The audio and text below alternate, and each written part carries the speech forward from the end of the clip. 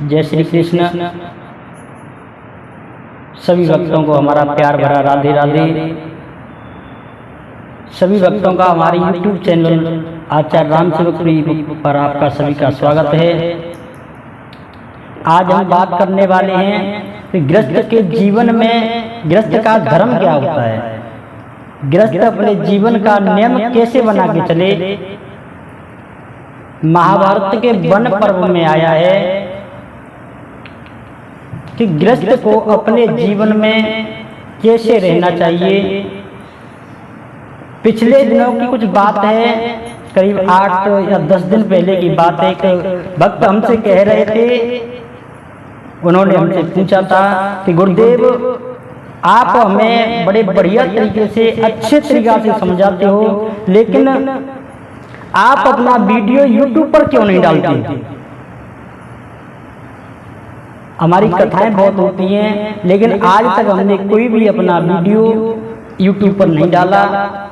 आज उन भक्तों की बात से प्रेरित होकर हम YouTube चैनल पर एक वीडियो डाल रहे हैं।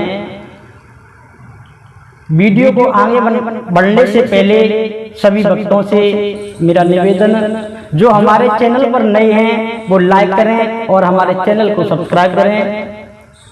कमेंट अवश्य करें कि हमारा वीडियो आपको कैसा लगा।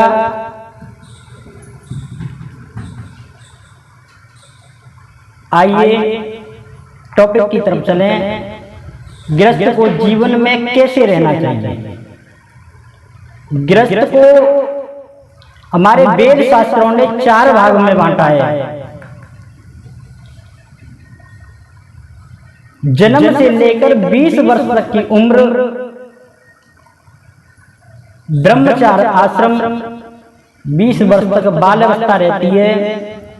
इसमें हमें ब्रह्मचर्य व्रत का पालन करना चाहिए, विद्या अर्जित करनी चाहिए। उसके बाद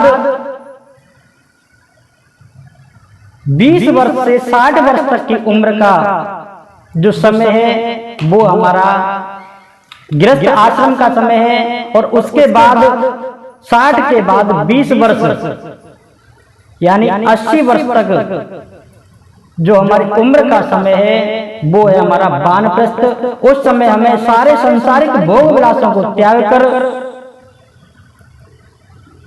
हमें भगवान की तपस्या के लिए, भगवान का भजन करने के लिए हमें या तो जंगल की तरफ चला जाना चाहिए अथवा परमात्मा से रुख करने के लिए, परमात्मा का भजन करने के लिए मंदिर की तरफ चला जाना चाहिए। हमें किसी मंदिर पर निवास करना चाहिए। उससे आगे चलकर 80 के बाद जो 20 वर्ष का जो समय आता है और वो समय है संन्यास आश्रम में जाने का। संन्यास आश्रम 80 वर्ष से 100 वर्ष तक होता है। कलयुग में मानव की उम्र 100 वर्ष ही बताई है।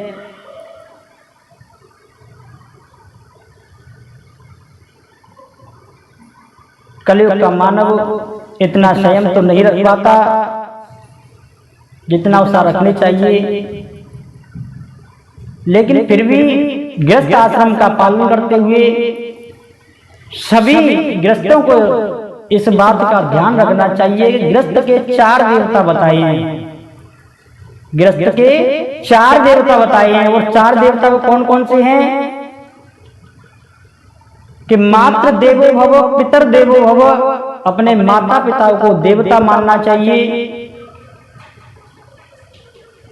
मातृ देवो भव, पितर देवो भव। सबसे पहली माता हमारी देवता होती है। माता पिता हमारे ईश्वर के रूप होते हैं।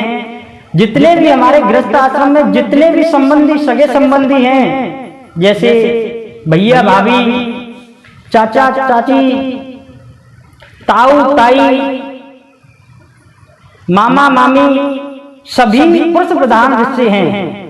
जितने भी रिश्ते हैं सभी में पुरुष को पहले महत्व दिया गया है। लेकिन ये हमारा माता पिता का रिश्ता एक ऐसा है जिसमें हमें अपनी माता का स्थान पहले दिया गया है। माता पिता माता पिता के रिश्ते में माता पिता को पहले क्यों दिया गया, इसका क्या कारण है? इसका कारण ये है कि जो हमारे माता पिता होते हैं वो ईश्वर का रूप होते हैं। और आपने जहां कहीं भी देखा होगा, जब हम भगवान का नाम लेते हैं तो जो हमारी देव शक्ति होती है, तो देव शक्ति को बाद में बुलाया जाता है और मातृ शक्ति को पहले बुलाया जाता है। जैसे सीताराम, राधे कृष्ण, गौरी शंकर। इसी प्रकार से हमारे माता पिता, जो हमारे माता पिता का रिश्ता है वो है एक भगवान के समान। ये हमारे कलयुग में अथवा किसी भी युग में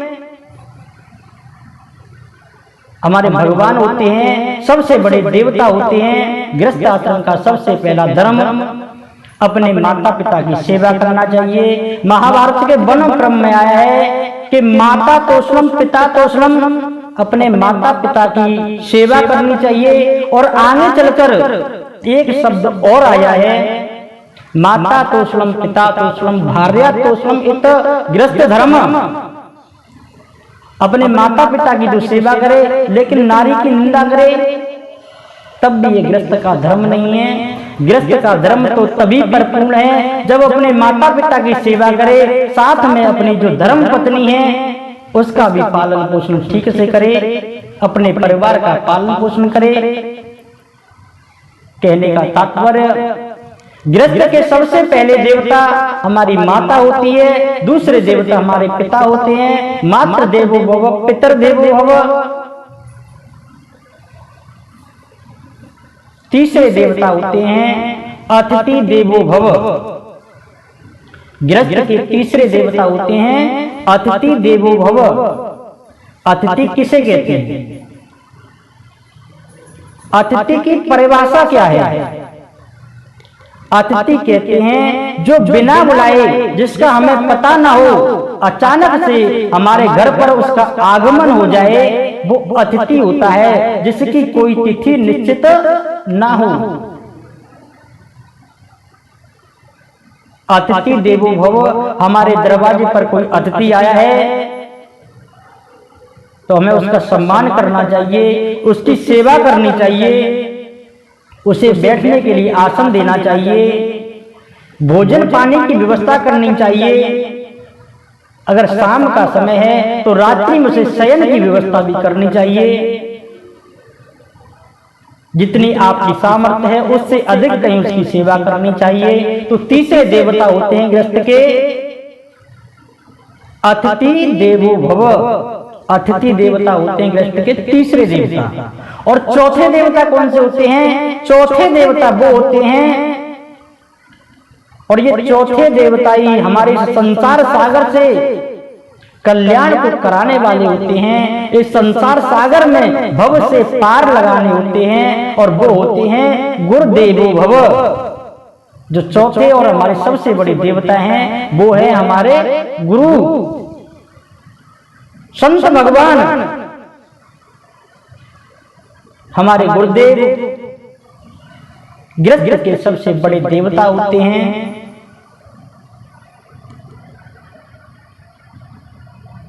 बिना गुरु के किसी का कल्याण नहीं होता। गृहस्थ के ये चार देवता हैं, माता देवो भव, पितर देवो भव, अतिथि देवो भव, गुरुदेवो भव। माता पिता की सेवा करना हमारा परम कर्तव्य। हमारे दरवाजे पर कोई अचानक से अतिथि आता है, उसकी सेवा करना हमारा परम कर्तव्य है। ये गृहस्थ का धर्म होता है। और सबसे बड़ा धर्म गुरु की पूजा, अपने गुरु का मान सम्मान, अपने गुरु की पूजा, ये हमारा गृहस्थ का धर्म होता है। ये गृहस्थ के नियम हैं। जब कभी भी हम आजकल बहुत देख रहे हैं, कुछ लोग तथाकथित लोग, किसी का नाम नहीं लेंगे, अपने माता पिताओं को वृद्ध आश्रम में भेजकर और बड़ी बड़ी कथाएं भागवत कराते हैं। अरे जो अपने सबसे बड़े देवता हैं उनको तो आपने वृद्ध आश्रम में भेज दिया और आप अपने कल्याण की कामना रखते हो। आप कितनी भी कथा करिए, कितनी भी भागवत कराइए, लेकिन जब तक आप इन चारों को अपना देवता नहीं मानोगे, अपने माता पिता की सेवा नहीं करोगे, तब तक आपका कल्याण नहीं हो सकता। ये बात मैं आपको लिख कर दे रहा हूं। यदि कोई व्यक्ति अपने जीवन में इन बातों को उतार ले तो मैं सत्य कहता हूं उसका इस संसार से उद्धार हो जाएगा। एक तो वो अपने माता पिता की सेवा करे, दूसरा अपने दरवाजे पर आए हुए अतिथि की सेवा करे, तीसरा अपने जो गुरु, जो सदगुरुदेव भगवान होते हैं, उनको बताए हुए मार्ग पर चले, उन्हीं के बताए हुए मार्ग पर चले। तो मैं आपको सत्य बताता हूं, जो भी गृहस्थ इन बातों का पालन करेगा, इन नियमों का पालन करेगा, उसका इस संसार से उद्धार अवश्य हो जाएगा। यदि कोई भगवान को पाना चाहता है तो सबसे पहले भगवान का निवास इन्हीं में होता है। तो गृहस्थ इन बातों को अवश्य ध्यान करें। आज के लिए इतना ही। जय श्री राधे, जय श्री कृष्ण। आगे की वीडियो के बारे में हम आपको बताएं। हमारी कुछ पिछली वीडियो हैं, उन पर हमें कमेंट मिले कि महाराज कुछ रामायण के बारे में, कुछ भागवत के बारे में कुछ पहेलियां हैं, उनका जवाब दें। तो एक मित्र ने हमसे एक बहुत ही अजीब पहेली पूछी है और उस पहेली का जवाब देने की कोशिश हम अगले वीडियो में अवश्य करेंगे। आप सभी भक्त हमारे YouTube चैनल को सब्सक्राइब करें।